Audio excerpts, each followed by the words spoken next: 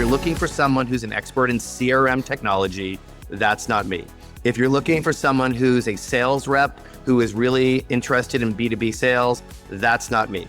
But if you actually are looking for someone who has deep industry knowledge, has a passion for technology and has utilized it in whatever form that we could over years, and is someone that really has the desire to be a partner to help figure out and talk about the case for change as to why industries should adopt technology, then that's something I think I could actually add value in. And I realized that Gas was this moment of joy. Like there was such a connection and it was just a happy memory for people. And the question is, how do you get that back? Simon Sinek in his TED Talk had this great phrase where he says, Martin Luther King Jr. said, "I have a dream, not I have a plan." And so in order to get people engaged, data informs, kind of feeling inspires. And so you need to get people inspired. I feel like the industry's magic has been lost.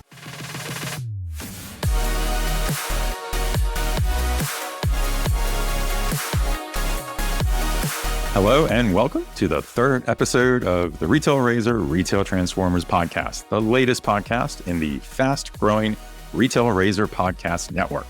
I'm Ricardo Belmar. And I'm Casey Golden. Welcome, Retail Razor fans, to the show where we cut through the clutter and bring you the people driving real transformation in retail, the change makers, the innovators, and the disruptors reshaping the industry from the inside out. This is the podcast where we dive into candid conversations with the people reshaping the world of commerce, the crazy ones, the misfits, the rebels, even the troublemakers, and sometimes the round pegs in the square holes, but most often the bold thinkers that see things differently and drive the industry forward. So if you're passionate about innovation, leadership, and the future of commerce, Retail Transformers is the podcast for you. We're coming off a killer start to the series after launching with April Sobral in our first episode with her positive mindset leadership approach and upcoming book, Positive Accountability. Then with the fairy godmother of retail, Vicki Cantrell, the last episode, no one embodies the spirit of a retail transformer more than Vicki. Absolutely, yes. So you have to wonder, how do we follow that up, right? How do we bring listeners and viewers another incredible retail transformer that's more than meets the eye? Oh, Ricardo. You snuck that in. I did. Told you I'd take the challenge. We've got to get you a new catchphrase already. Okay, so maybe this is a good time then to ask our audience for just one quick favor. If you like the show, and hopefully you do, and you'd like to really help us continue to be successful, then I want to ask you to please give us a 5-star rating on Apple Podcasts and Spotify. And if you're on Good Pods, we love our loyal Good Pods fans. Please give us a thumbs up. And no matter which podcast platform you're on, drop us a quick review and let us know what you like about the show. We might even mention you in a future episode. We really appreciate it. And don't forget our YouTube fans. If you're watching us there, do us a solid and hit that bell, smash that subscribe button, and drop a comment to let us know what you like, what you don't, what you want to hear more of. And please help me get Ricardo to stop saying what meets the eye. It's a challenge. Of course, if you haven't checked out the other shows in the Retail Razor Podcast Network, check them out. We think you'll like them too. There's really something for everyone, from our main show, the Retail Razor Show, where we talk about the latest trends and strategies that every retailer needs to understand, so Blade to Greatness, the show where we focus on the leadership skills every retail leader needs, and Data Bites, where we dive into real-world research data on customer experience and share actionable insights in each episode that you can use right away. So you have definitely check those out. And if you haven't, subscribe to them all. We love the ratings and reviews. That's right. So on today's show, we have another author, another new book that we are absolutely excited about. And we're lucky enough to receive an advance copy ahead of this recording, and it does not disappoint. This is one you will absolutely want to have on your retail bookshelf. That's right. We're talking with another retail legend, Matt Marcotte, founder and principal of M2 Collaborative, an executive leadership and high performance consultancy, and someone with an amazingly rich history in retail. Yeah, Matt brings more than 35 years of experience building, scaling, reinventing, and advising some of the most valuable brands in the world. Before launching his own practice, Matt was Senior Vice President and Head of Global Industry Advisors at Salesforce, shaping strategy across retail, consumer goods, manufacturing, automotive, and energy. Like myself, Matt made the jump from the brand side to the technology side of the industry. And prior to Salesforce, he held senior leadership positions at many retailers, including Chief Operating Officer at Bergdorf Goodman. This one is obviously my favorite. Obviously. And Global Executive Vice President of Direct to Consumer at Tory Burch. Before that, he led Apple's North America retail organization during a period of explosive expansion. And at The Gap, he spearheaded a complete reinvention of the brand's retail presence. Matt began his career as a merchant at May Company. Matt is an executive coach and advisor working with C-suite leaders and executive teams to help them navigate complexity, accelerate performance, and build belief-driven cultures that scale in their organization. And we're going to be learning quite a bit more about why that's so critical in today's retail business. With 35 plus years of real-world leadership experience, Matt offers one-on-one coaching, team development, and dynamic sessions, and brand strategy consulting grounded in both strategic insight and, honestly, my favorite part here, deep empathy, which is so important today for successful high-growth businesses. And what I love, too, is that Matt's work isn't theoretical. It's lived. He helps clients clarify their voice, strengthen confidence to lead high-performing, aligned teams. He is a Columbia University trained coach, certified in MBTI, Viro-B, Hogan 360, and other assessment tools, bringing a unique combination of theory, frameworks, and practical experience growing, scaling, and rebuilding brands of all sizes and complexities. And he's a fellow Rethink Retail top retail expert, like us both. He was named a Thinker 360 top 100 thought leader.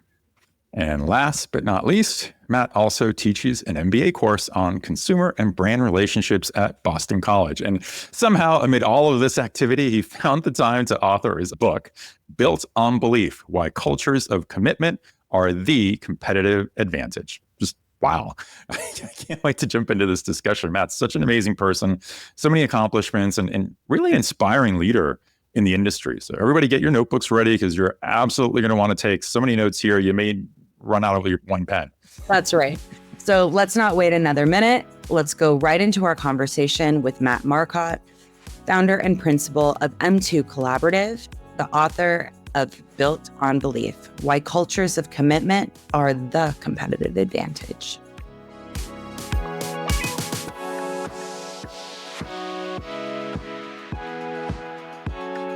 Welcome, Matt, to the Retail Transformers podcast. It is so exciting to have you on the show today. We're so excited to be here to join you and Casey. This is so fantastic. I mean, how often do we get a chat with the former Bergdorf Goodman executive? I'm already a fan, and I'm still waiting for somebody to buy the store for my birthday. That's right. I got it on my calendar. We're all set. You don't even want to see my Christmas list. And we haven't even started talking about your new book.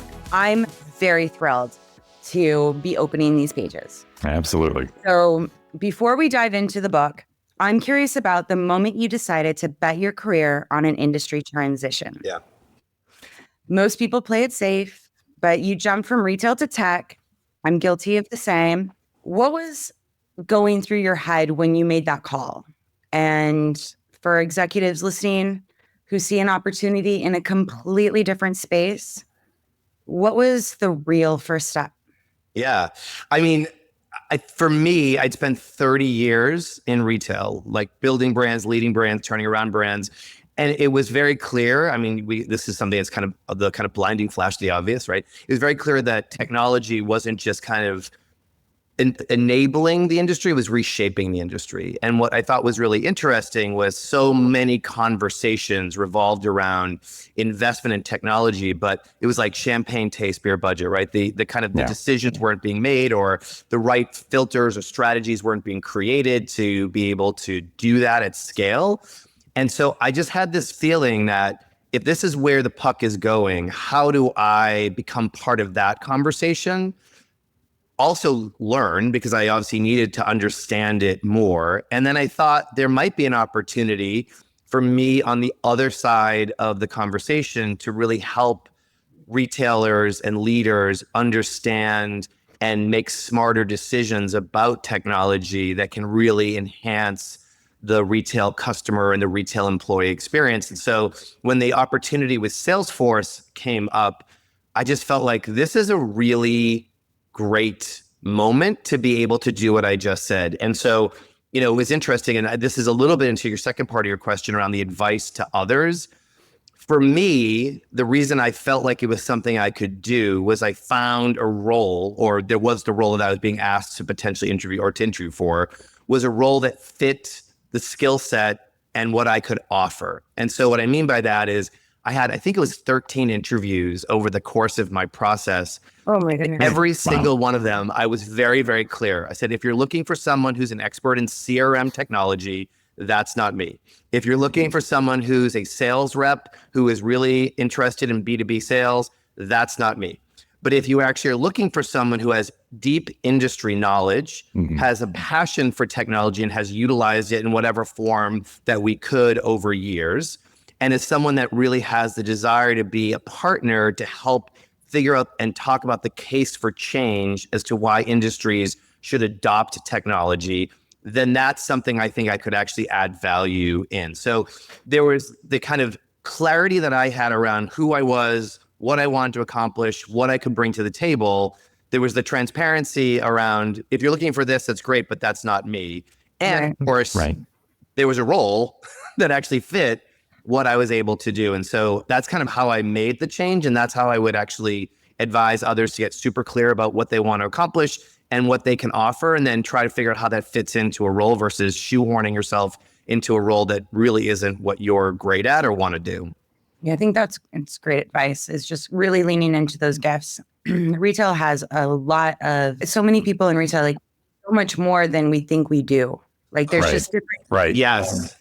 What's interesting, Kings, to them, and this is something I think is super, and I read about this in the book around clarity and this idea of North Star, but as it relates to what you just said, when I spent my, formative years in retail and was trying to get field employees into corporate, the challenge was, as you said, it's harder sometimes for people to articulate what their skill set is and translate it to a language that the person on the other side of the table understands. And so I've always been a big proponent of understand the language of the person that you're talking to or the person that has the authority, and talk to them in their language. Don't expect them to understand your language, so to speak, because you're right. It's the ability to shift is there, but sometimes just this alignment of understanding how this is actually applicable to what I'm actually looking for. What was the moment that made you say, all right, I have to write a book? No way around it. I just felt like everyone needed to hear what I had to say. That's it. Next. That's it. That's it. That's all I got.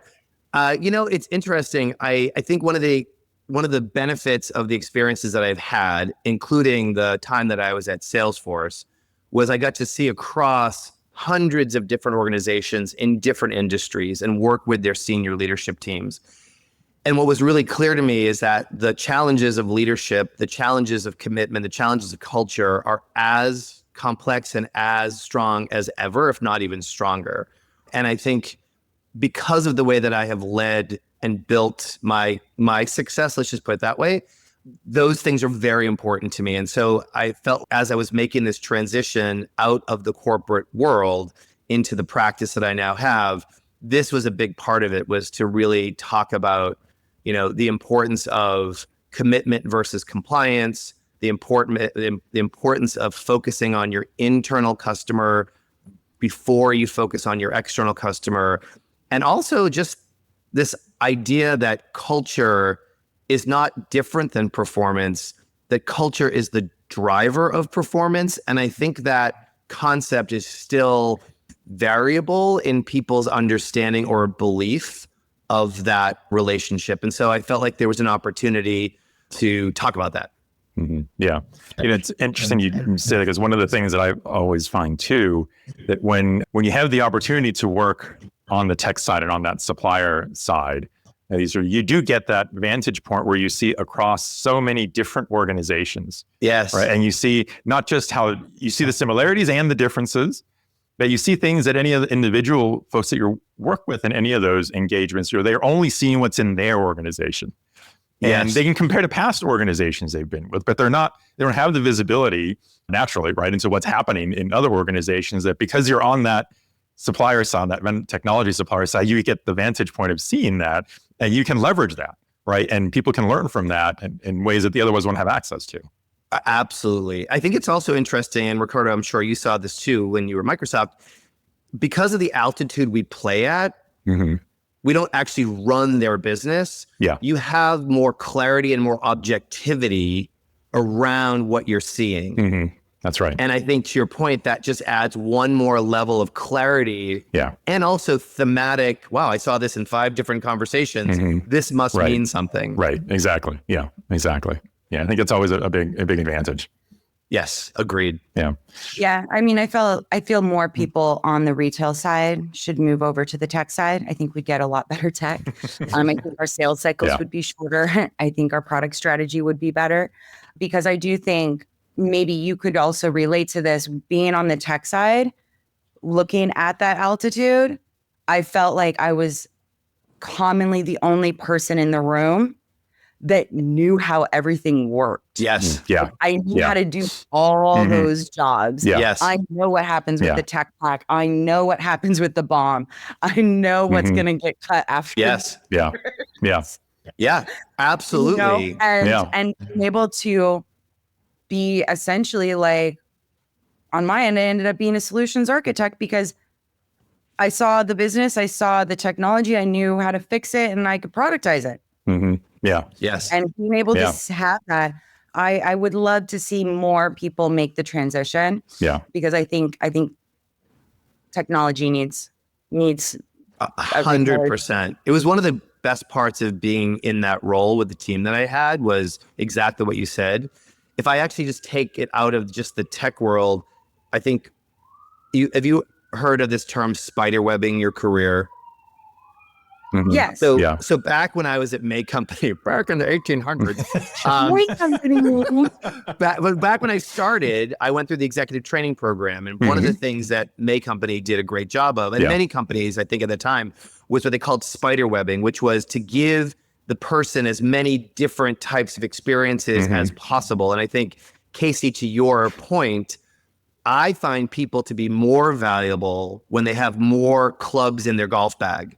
Yeah. And so people that are single threaded become subject matter experts, but as you said, it's very narrow. And the people that actually take on different responsibilities or take on different opportunities, and I say this to young people all the time. Oh, it sounds so old. You're not young kids. I say this to some of my students. I said, while you're young, you don't have families, and you're not locked into high salaries yet.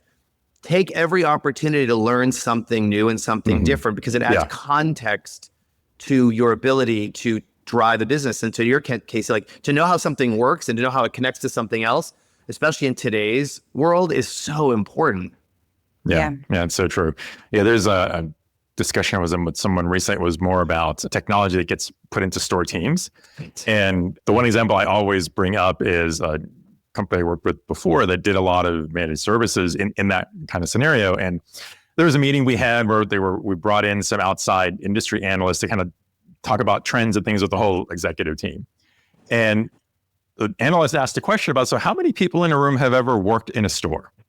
And there's like 15 people in the room, right? Only 2 of us raised their hand. And here we are trying to bring solutions to market, right, for that purpose, when it's so 13 crazy, out of the 15 right? have no idea what it's like to work in a store environment. But so it's so true. And it goes both ways, right? To your point, it goes both ways, that, when you've crossed over and you've been on both sides of it, you have a different perspective. Yeah. And it's not to plug the book again, but I talked about this in the book about the ivory tower. Yeah.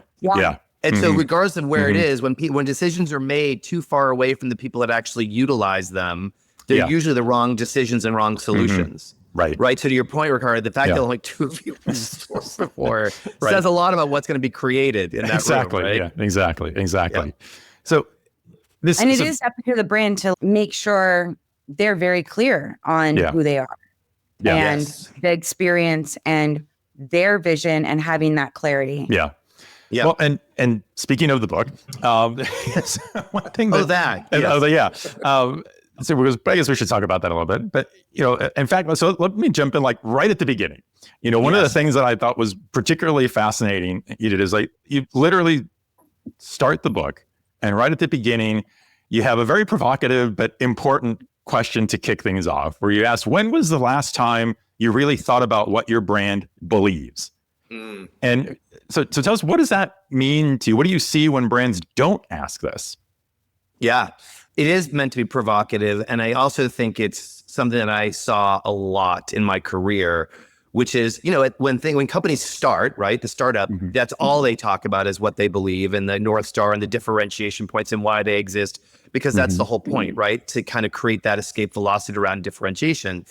As companies get bigger and more entrenched and potentially, hopefully more successful, they really focus more on the how and the what, the task, the initiatives, the stuff, and not enough time recentering everyone in the organization around, is what we're doing in service to why we exist in the first place.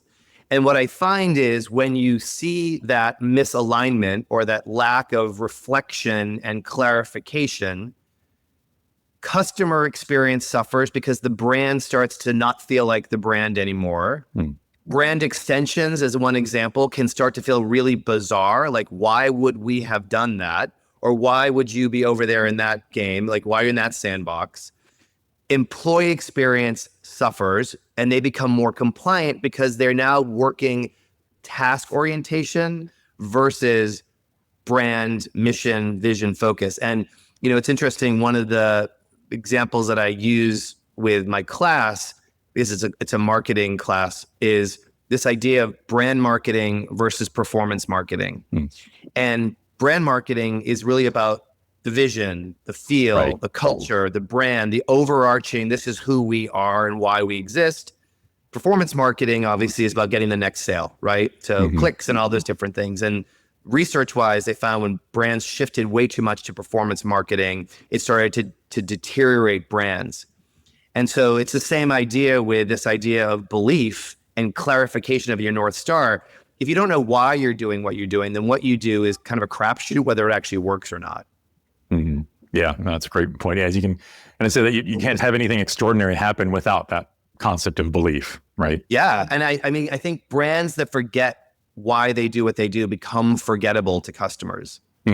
Yeah. Do you have any like that specific example where you've seen that concept of belief really transform a company's culture? Yeah, I mean, I think, I'll use my own experience. When I was joining Bergdorf Goodman, Casey, this is for you. When I joined Bergdorf Goodman, 111-year-old, venerable, arguably one of the most valuable luxury houses, even though it's technically a department store, it's far different than that in the country, if not the world. And myself and the president had both been hired within 6 months of each other to reinvent the brand or reignite the brand. And what I found when I went in there is that they had lost the focus on what made them unique, what the actual secret sauce of the brand was. And what you found was a lot of employees who were long-term and had passion. When passion's not flamed, it turns into frustration and anger. And so you saw this toxic culture of people who are frustrated because they know what Bergdorf was, but it wasn't that anymore. And so one of the first things that I did was to want to learn, number one, right? To kind of immerse myself to understand the brand. And it was interesting when I was telling people in New York that I had taken this job, women especially who had shopped, in case you may have been one of these people had I seen you on the street, I said, "Oh, I'm the new chief operating officer at Bergdorf Goodman." They're like, "Oh, Bergdorf." And it was like this gasp, and every single person had the gasp. And I realized that gasp was this moment of joy. Like there was such a connection and it was just a happy memory for people. And the question is, how do you get that back? And so I spent time with all 1,200 employees in groups of 10 over the course of 3 months, getting to know them, help them teach me about the brand, help me understand where the challenges were, and then be able to work together to reignite this magical experience that was Bergdorf. And we did. We turned the culture around in less than a year. Wow. It's amazing. Yeah. There was a time, in the last couple of years, where every luxury brand started changing, like making their logos just like regular fonts, like direct to consumer brands. And it's just like, oh my gosh, are you completely forgotten who you are? Like, why are we not in Silicon Valley? We set the standards. Like, what are you guys doing? This matters. This matters a lot. And I was very happy to see Burberry go back to the logo. I'm like, thank you for throwing out that other thing that you had for a couple of years and going back to who you are. Like, it matters. There's brand familiarity. We already love you. The logo, leave it alone. Focus but on it is other things. interesting.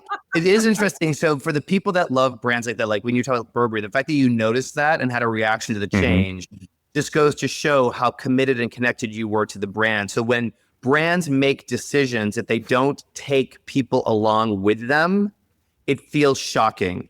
And if they make them the ivory tower, which we were talking about before, with no understanding of what certain things mean to consumers or to employees, obviously, for that matter. I always heard of internal customers and external customers, then it can be a huge problem. And so, if you're doing this the right way, and so Ricardo, when you asked me about, that first question, when you're clear about what you believe, who you are, why you exist, and that North Star, that needs to be the filter for every decision that you make attached to the brand. Because you might say, yes, we do that, or no, we don't do that. Right. And so to have those guardrails is super important. And in the absence of those, you can make some really funky decisions. Yeah. Well, so to that point, I mean, you've been in boardroom scenarios where everyone kind of nods their head enthusiastically about a given transformation or change, but then oftentimes absolutely nothing happens after that. More than often. That was very generous of you. I know. Yeah. Very, very, very soft there. But what separates the executives that actually do execute in those scenarios from the ones who just have a great meeting and move on? Yeah. I mean, my belief, and I talk about this in the book as one of the core tenets, is the idea of commitment versus compliance. And the nodding head that does nothing is compliance. Yeah. It's just the visual, like, yep, let's get this meeting over with so I can go back to doing exactly what I wanted to do in the first place. And the people that are committed are the ones that leave the room and try to actually take the meeting forward because they believe in what they're actually trying to do or what they've been tasked to do. And so one of the biggest challenges, one of the things that I spent a lot of time with my teams on to avoid that was to create environments where people felt safe to actually to challenge and to essentially have conflict. And if you know that Patrick Lynch model for 5 dysfunctions of a team, it's a perfectly kind of crafted triangle of trust, conflict, and commitment. But what you find is in many boardrooms, people are being talked to and talked at versus engaged and included and given agency and voice to even just figure out what will it take for you to get on board. And so we tend to bring people in and make proclamations or directives or big unveilings versus, hey, here's where we need to go. Here's what we're solving for. How do you think the best way to do this is? Or let's share with you what our thinking is so far. Kick the tires. Tell us what might not work. Tell us where we might actually be challenged here. That people having a voice allows them to actually adopt or commit to whatever the outcome is because they've had a chance to be heard. Yeah, that's a good point. How much of that is just, I'll say it's fear, meaning, to your point, you people coming in, you're presenting or you're talking at, and a lot of the time I feel people are doing that and prepare for that with this mindset of, I'm hoping they're not going to challenge this. I'm hoping that we've covered everything. We're saying it so that there will be no challenge. But in some level, isn't the challenge a positive thing? Challenge is very positive, but I think in that scenario that you just described, they're actually looking for compliance. They just want people to do it. And it's messy. I always say you lead people, you manage process. And when people try to manage people, that's what you're talking about. They're trying to manage outcomes, expectations, reactions to try and get what they want versus finding out how to create a better outcome by involving people. So what I always find too, and so this is where I thought you were going with the question, so I apologize for kind of going a little off, but I think it's important. You know, I'm not a big one for sports analogies, but the idea of no professional team gets on a field the game day and then starts figuring out how to play. That's right.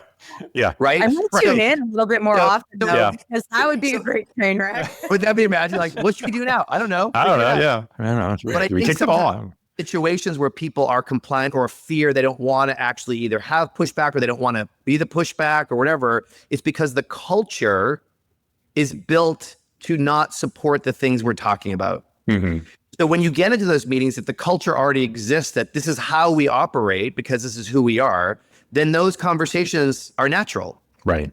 Yeah. So when it feels unnatural, it's because it goes against the culture that's been set up by the organization. You talk a lot about like heart, head, hands.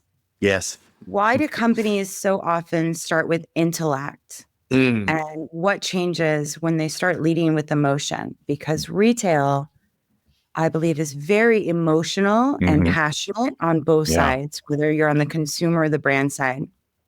Yeah. Listen, I'd love you guys to weigh in on this as well. This is my experience is when you think about the heart, head, hands kind of methodology and why most companies start with the head, which is more the intellectual piece, like you were saying, it's because it's easier to measure. Tactics, strategies, KPIs are all the things that fit on a spreadsheet that make us feel better about, oh, look what our metrics are. So people think leading with that shows efficiency, effectiveness, measurability, all those different things. There's my second quote of somebody else, or third, I guess. Simon Sinek in his TED Talk had this great phrase where he says, Martin Luther King Jr. said, I have a dream, not I have a plan. And so in order to get people engaged, data informs, kind of feeling inspires. And so you need to get people inspired to be interested in understanding. And that's messier. That's harder because you have to speak to a different part of the brain. You have to speak to a different part of the body. Like, our gut, we make decisions based on a part of our brain that has no language, right? And so the idea of how you get people to be like, hey, wait a second, tell me more. I'm curious now. Like, oh my God, that sounds amazing. I would love it if that's what we're able to do. You have to have the right altitude of the message that you're giving in a way that actually inspires people to want to go further with you. That's how the seeds of commitment are actually built. If you actually explain something to someone intellectually, like a spreadsheet, and expect somebody to get emotionally excited about a spreadsheet, I mean, yes, there are people who do, but in general, that's not how humans are wired. Yeah. We're wired to feel first, figure out what to do with that feeling, and then figure out what to do that idea. Right. And I think it's interesting because what does every retail companies claim that they're doing is they're trying to get that emotional response from their customer, right? Yes, absolutely. Not to go down a huge rabbit hole. I hope this isn't one. But this idea for years, how many of us been hearing customer centricity, relationship, personalization at scale, all these things that, to your point, Ricardo, are about that connection, that human connection. And there was some research that when I was at Salesforce that we had that 66% of consumers expect customers to understand their unique needs. And 68% of them expect companies to show empathy. Empathy is a human trait. That's not a company like monolithic trait, right? Yeah. So to your point, the idea of how retailers, or any industry, by the way, where there's humans involved, how they get people to connect to them is really important. And some research that I had done, which was really interesting in digital, it was about digital relationships. Of people that had bought online, only 30% of those people got any sort of communication from the brand outside of confirmation of purchase and confirmation of shipping. And of that 30%, only 5% of the communication was about getting to know them. 68% was about writing a review.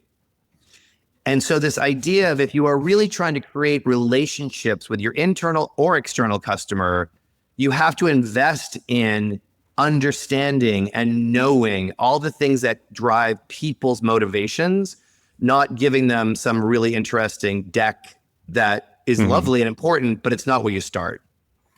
Yeah. I mean, so much of the customer experience is not about the customer.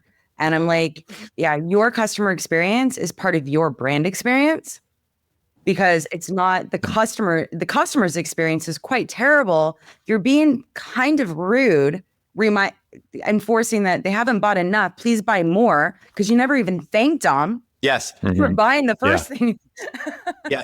Or have a moment in between. You just keep reinforcing that whatever you did do with us is not enough. That's the customer's experience. Yes. Yeah. And I'm like, Yeah. So I have these two phrases when I'm looking at any sort of initiative that when I was back in company days, we're about to put forward is this in service to the brand or is this in service to the customer? Yeah. Yeah. And your point, Casey, the majority of the things we try to push out are in service to us as a brand because it's about the next purchase. Right. Versus saying the longer road, quote unquote, will actually get you better results, more profitability, more full price, all the things people want if you invest in the right relationships deeply enough. Yeah. Yeah.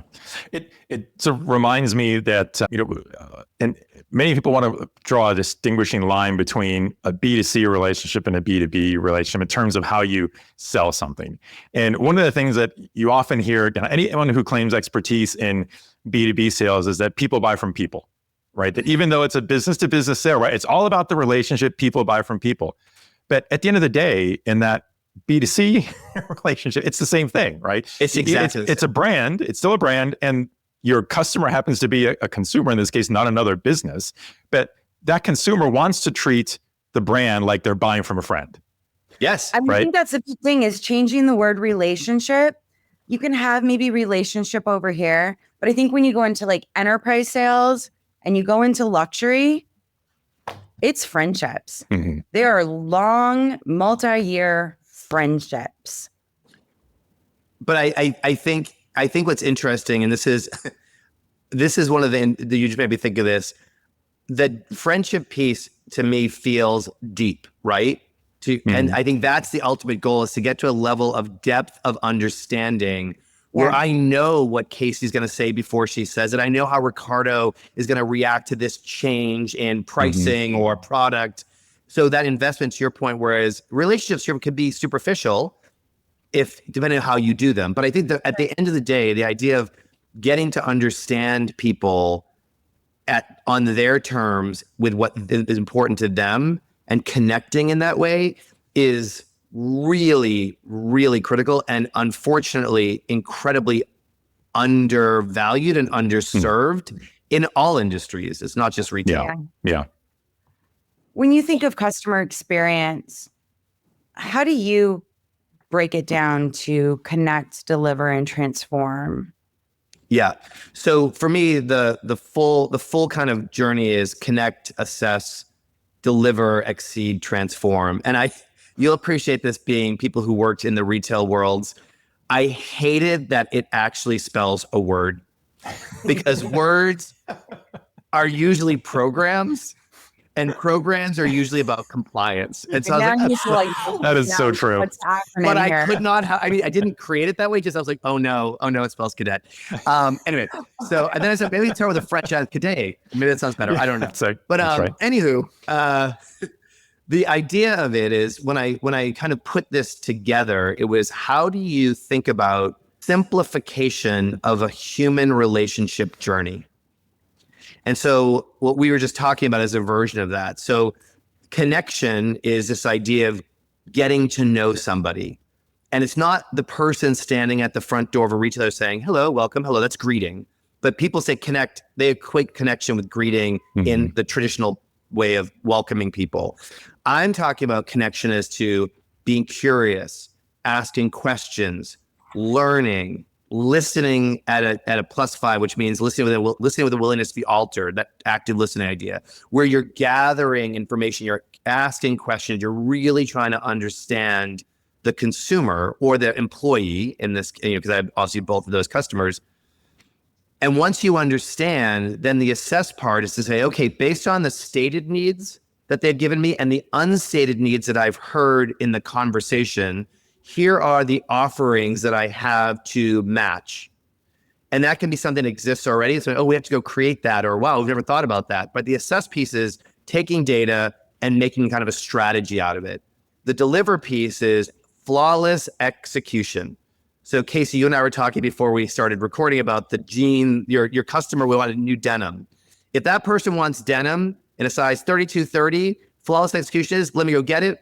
Here you go, done. Woo, no friction, right? Frictionless, flawless execution. That's stated needs. The exceed part is the unstated needs. So for example, while you were talking to that customer, you might find that they actually are from out of town, they're visiting, and they really were telling their friend they really want to try some cool new restaurants. They just don't know where to go. And you're like, hey, by the way, I have a list of 5 restaurants that I'm going to give you, which I think are really the best ones that you would want to go to here. And by the way, I know 2 people at some of these restaurants. If you want, I'm happy to call and try and make a reservation for you. That's an exceed. It didn't ask you specifically to solve that problem, but you were listening and you were putting it in your kind of like, I may be able to use this later on to make their experience that much better. And then transform is this amalgamation of how do you keep investing in ways that people feel deliver was flawless, exceed was flawless. It now changed the way I feel about you, the brand, and potentially the entire industry about how people should be shopping, showing up, interacting, whatever it might be. Yeah, Barney is like literally would make 50 lunch reservations before noon every day. Just from like a small group of the personal shoppers. Yes. Right. And it does become that, I always say like it shifts from retail to hospitality at a certain level, and it comes from culture, not a price point. It's about thoughtfulness and intentionality. And I'll tell you, yesterday I was at lunch with a colleague, and we sat down and we were talking and we were catching up. So, when the waitress comes over and she's like, you ready? You're like, not yet. I'm so sorry. I'll be right. So she comes over for the third time. She says, hey, I don't want to bother you, but a table of 12 is just about to order. And I would really love to get your order first, so you're not waiting for 5 minutes for your food. She walked away and I said to my colleague, I was like, that is the most amazing. So, I mean, that is exceeding expectations. Yeah. Right. Because she also was like, oh my God, like they're sitting down, they want to eat, they're talking. I want to make sure I give them what they want. It's going to be strange so I'm going to try and get ahead of this and actually try and make their experience so they're not complaining about where their food is later on. Like those little, and that's at a restaurant. It's not luxury. It was just a cafe. And so to your point, it's not about price point. It's about intentionality, thoughtfulness, and taking action and being kind of, in the driver's seat of doing something. Agree. Yeah. So those are all great examples of all these positive and things you can do to exceed, right? I want to go for a moment, go in the other direction a little bit. I mean, is there an accepted practice that you would say is just complete nonsense or, should go away? In the world that we're talking about right now, if I could burn every checklist that was ever created in any company, I would be the happiest person in the world. And I don't want to create any sort of ozone layer issues. So maybe we do something different with them, recycle them and make a lovely bag. I don't know. But get rid of the checklist. Checklists foster compliance. Oh, yeah. Yep, 100%. I'm gonna drop my mic there. Yeah, it's a mic drop moment. Yeah. Yep. What about you? I mean, you've asked me. What would you get rid of, or what do you think is a crazy practice that exists? Emailing. I would delete emails. Every single ESP would delete all emailing. I don't care if you're emailing your aunt, you're a business part. I would delete the whole aspect of email. It's funny you say that because what I usually pick on email too. I'm fond of saying that email is where information goes to die, because so often, right? how many times are you in a meaningful meeting and someone says, oh, well, email that after the meeting? And okay, well, great. That's great, but it's going to sit in email and no one is going to take action on it because every single person in this meeting will move on to the next one and forget that you emailed that. And it's going to sit in everyone's inbox and not go totally untouched, which is where I come back to, that's where information goes to die. If it really was useful, give it out at the meeting or give it out after the meeting. It's fine, but don't just send it in an email where it's just going to sit as an attachment and no one will ever look at it. Yeah. And to that point, also find out the vehicles and the ways people want to receive information to be useful. Yeah. And it's like the batch and blast emails of, of the past and present, where everyone is treated exactly the same. It's interesting. Casey, I'm going to go back to a Bergdorf Goodman example that you'll probably love. One of the things that we would do every year, which I think is wonderful, is your top clients, we would want to give them something. And you get to keep them presents, right? Exactly. I mean, listen, they've invested in us, all that kind of, we want to make sure we're showing our appreciation. But the Neiman Marcus Group, which at the time owned Bergdorf, wanted to programatize it. And so it was the exact same thing for every single customer. And say, at that one particular year, it was 2 Baccarat Crystal champagne flutes, which are beautiful. But if you're spending $500,000 at a store, you probably don't need 2. You were like, oh my God, I was missing 2. Thank God you've completed my set. Right? So I don't think that was probably something they were looking for. And let's just say it costs $500. I have no idea how much it costs, but let's say $500. What if we had given that $500 to their sales associate that works with them, that can create relevant and knows them gift that is because they know that person, what they like, how they live their lives, what they're missing. I mean, these are the people that would go to their weddings and bar mitzvahs and funerals and their graduations. So there's such a level of connection. And I guarantee you, we probably could have spent less. Yeah. Most likely. There's something they want saved money to splurge on that they haven't. Somebody who collects Fornacetti plates. Yeah. Something thoughtful. It didn't have to be big. It had to matter. It had to matter. Exactly. Yeah, exactly. I didn't need to spend a whole bunch of money necessarily. Yeah. I just needed to make sure they knew that I'm paying attention and I'm giving you a gift that's about you. Yeah. And I think that it's about that connection. I think, Ricardo, to go back to your email point, the person who sent the email feels they can check the box because now when someone says you send the email, yes, I sent it. Yep. Right? That's compliant. I sent it. Everyone has it. So they can check it out. Oh yeah, but then it wasn't relevant to the majority of people. So what needed to get done or the benefit of it never got realized. Right. Exactly. Yeah. So there's a, I like to say I'm such a huge proponent of this whole commitment versus compliance concept for all the reasons we're talking about. Yeah. Yeah. That. What scares you most about where the industry is headed right now? This is like a defining moment in 2025. 3 months ago was very different than today. And we're going into holiday and we're going to start a new year with a completely different mindset, I believe. What do you think the mindset's going to be? There's a before AI and an after AI. I feel like we're right in the middle of having to do something about it, but we're coming into a technology freeze for holiday. Yes. So we actually just need to think about it because nobody's going to do anything about it in retail. But come Q1, we're going to have to do things. Yeah. Yes. And I don't know if AI is what scares you most about the industry is headed right now, but there's a lot of things happening, I'd say right now, where a lot of companies have a lot on their plate, a lot of decisions to be making from technology to business to consumer experience. But just in general, like what scares you? Yeah, I think it's funny because having been in retail for 30 years, specifically retail, but that around it for 34, I feel like that industry, there's a lot, it's a roller coaster, right? There's the ups, the downs, the peacock, from the feather duster. So there have been many things that have scared me about retail over time. And this, as you said, AI is very interesting. Another big, huge one my concern is twofold. One, as an industry, we get very enamored by bright, shiny objects.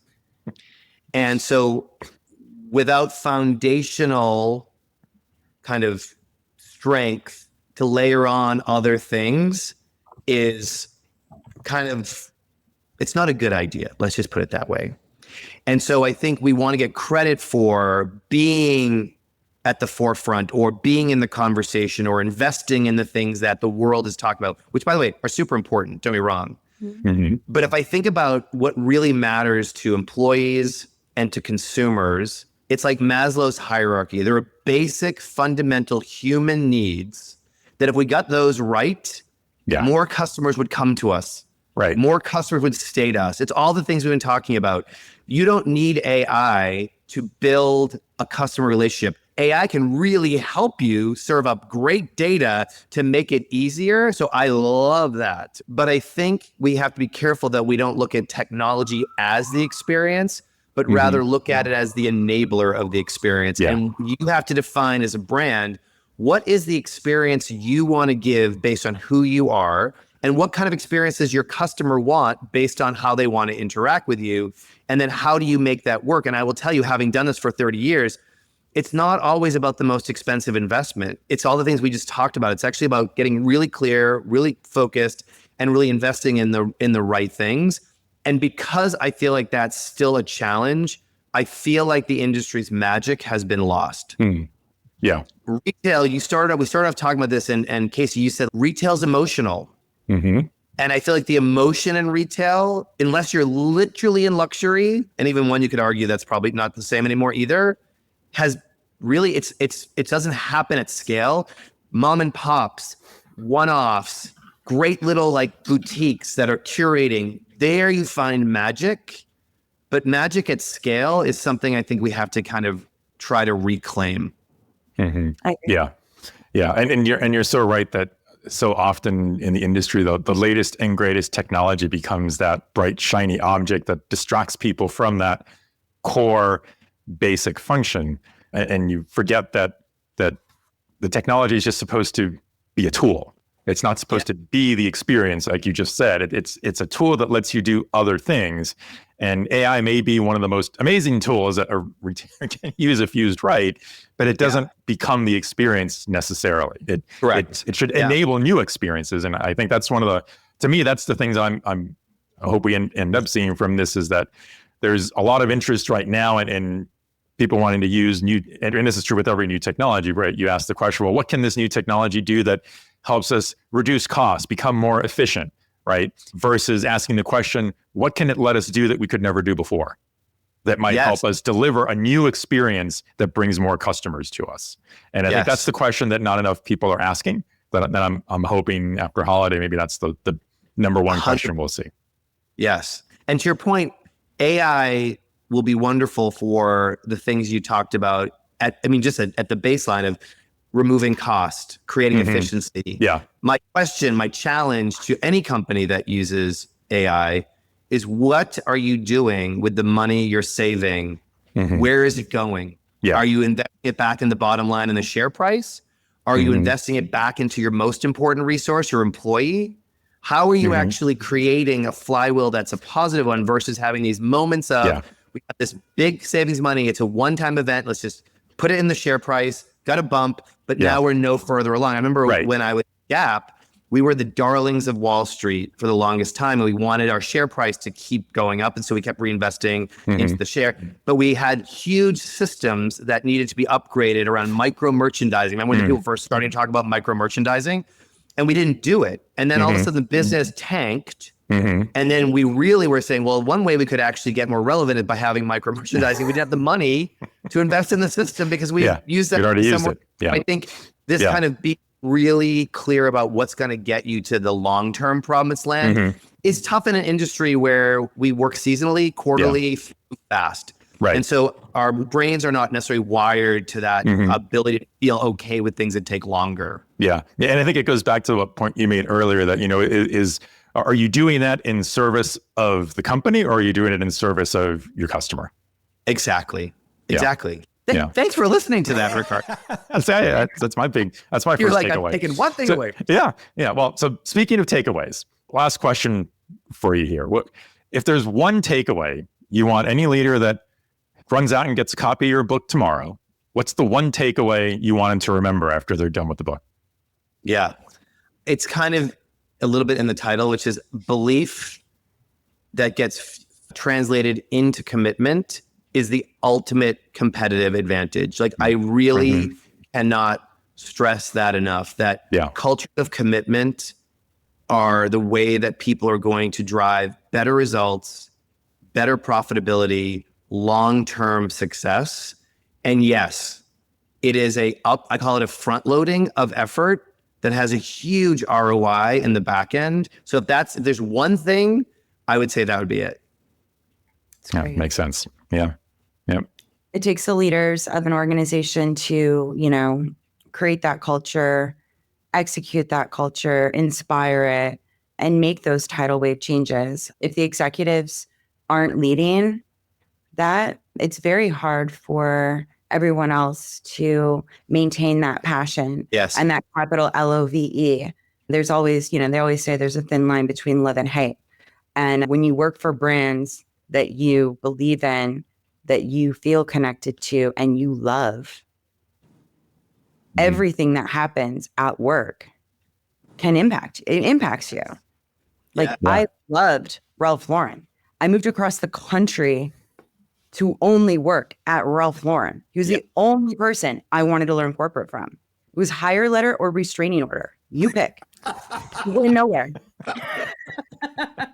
Because I love you. I want to learn from you. I want to be a part of your dream. Yes. And I guarantee you the filters that you use for decision-making were aligned with the filters of the brand because you loved it and you understood it at a cellular level.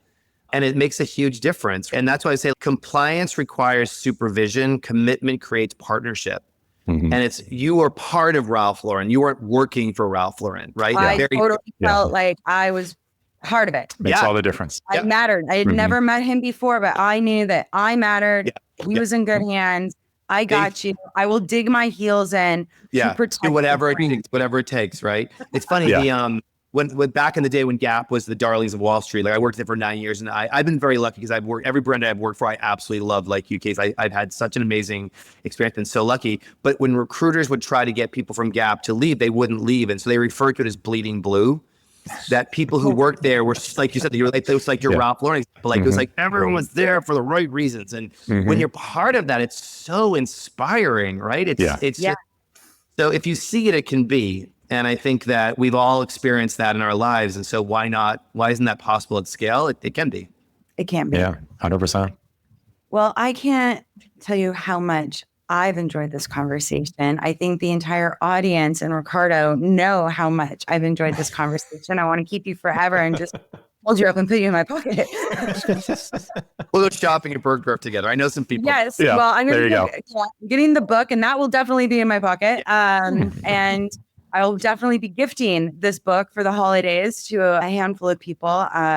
Thank you. It's so important, an initiative, especially to be having right now. And there's so much uncertainty in the environment. We have to be reminded, what do you believe in? Yes. Yeah. Go back to what do you believe in? Why are you here? Yep. And how do you develop that? And I just really appreciate you sitting down with us, sharing your thoughts and experiences about everything that you put into the book and into your career. I know our listeners and viewers are going to be picking up a copy. We're going to make it super easy for them. Yep. We'll have links in the show notes. Yep. And all the great takeaways. There's just so much I think we all took away from chatting with you today on culture, belief, commitment, so many things that retail leaders, I hope, will learn from your book and embrace and weave into their own organizations. So I just really want to thank you for joining us and sharing all of this with us today. And everybody go out right now and get Matt's book, Built on Belief. Yeah, thank you so much for having me. I loved being able to have a conversation with you both. Super fun too, right? Yeah. Right? Yeah, thank you. Well, I'd say that this episode is a wrap, but I'd like to just hit record for, a few more hours. So dinner's in the city soon. Absolutely. Hold you to that. There we go. You heard it here, everyone. Right? That's right. Have a great one and enjoy. Thank you both. I really appreciate it. Thank you.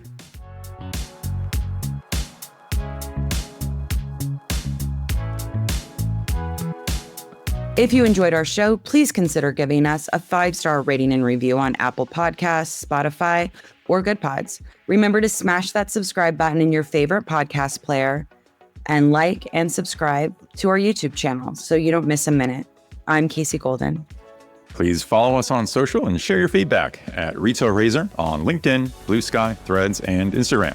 Subscribe to our Substack newsletter to preview the best highlights from each episode and get bonus content right in your email inbox. Visit our website at retailrazor.com for transcripts and more info about each episode and our amazing guests. Retail Transformers is part of the Retail Razor Podcast Network. I'm Ricardo Belmar. Thanks for joining us. Until next time, stay sharp, be bold, and transform retail. This is the Retail Razor Retail Transformers.